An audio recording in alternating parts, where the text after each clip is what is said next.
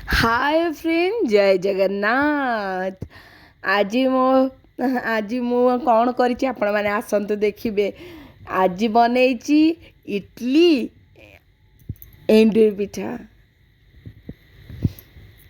पिठा आ इडली देखंतु हमर ओडिसार फेमस पिठा आपण माने देखंतु। अब आज भी बनैछि नुआ स्टाइल से नुआ आपण समस्त तो बिरी इडली बनाऊँ मुझे आज नुआ नुआ बन आपण मैंने शुणिले विश्वास भी करेंगे। आज उषुना चाउल बनई उषुना चाउल आ बिरी दे बनई आज इडली पिठा आउ एंडुरी पिठा। देखो मो पिठा केमती मुझे पीस काटिकी नहीं खाइबी आपण मैंने देखंतु पूरा एक्चुअली देखा जमी फुली सेमती हाथ की भी स्पंजी स्पंजी लगुच सफ्ट भी लगुच बहुत बढ़िया है। पिठा को पीस पीस कर काटी मत बहुत भल लगुच। आमर गोटे छोट मिनी केक परिक लगुच ये आम इडली इडली आसीगला। इडली तो पूरा सफ्टी मुझे भाव नी उषुना चाउल एत बढ़िया हम तो उषुना चाउल मुझे आपण मैंने उषुना चाउल भी उषुना चाउल बिरी उषुना चाउल मु पकई 3 ग्लास उषुना चाउल गोटे 2 ग्लास बिरी ताकू पूरा बतुरी राति सारा रखाब। सका भल कि बाटिदबा बाटिकी ताकू रखीदबा रेस्ट दबा संध्या बेलू करेंगे ताकू जिते रखिए फर्मेसन हेले तो बहुत बढ़िया फुल देखु।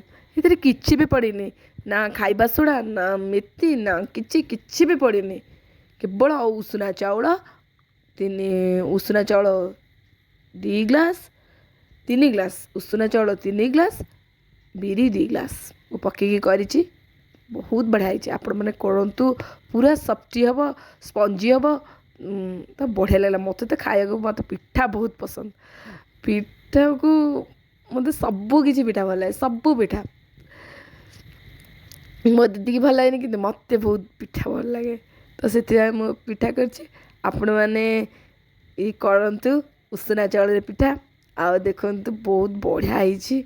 मु तो आम घर समस्त देली मु खाइली आपण मैंने करंतु खातु बहुत बढ़िया लगे।